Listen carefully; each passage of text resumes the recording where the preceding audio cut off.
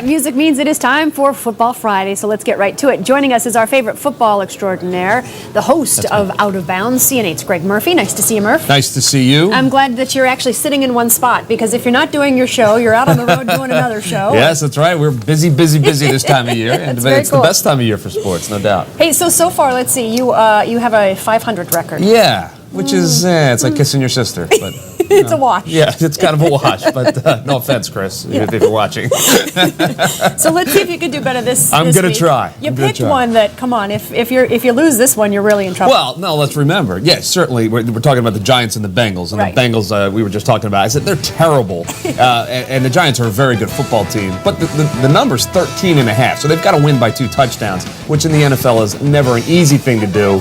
But when you're playing the Bengals, I think it's a pretty easy thing to do. So take the Giants minus 13.5. Okay. And that's my first win of the weekend. Do you think it's going to be even bigger than that? I do. I think they're going to win. The Bengals are so bad, and they've proven it. So I'm looking at more like a 30-10 kind of game. So that's 20 points. So that's a pretty big blowout in the Bad NFL. news Bengals, he says. Yeah.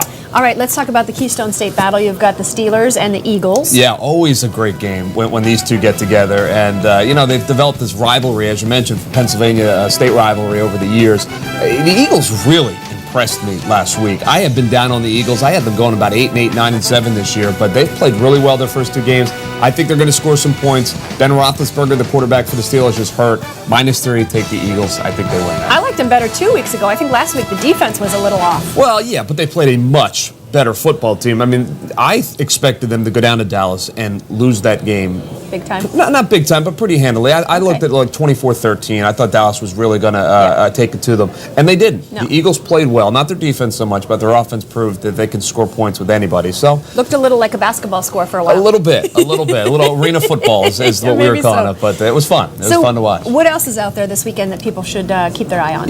What I'm keeping my eye on are 2 teams that a lot of people thought were going to be perhaps Super Bowl teams, certainly playoff teams. I'm talking about the Minnesota Vikings and the San Diego Chargers. Both of those teams are 0-2 right now. Yeah. And so it'll be interesting to see if they get their first win of the season. Chargers have a tough game. They play Brett Favre and the Jets on Monday night, so we'll see. All right, very good. We'll have a good weekend. Thank you. You too. Programming note for you about CN8 Sports Saturday. Yeah. High school football on varsity game day at 1 o'clock.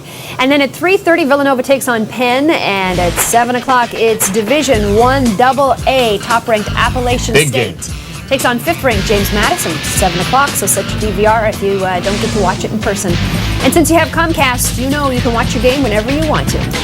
Thank you for being with us, Murph. Always. All right, Greg, over to you. All right, thanks a lot, you.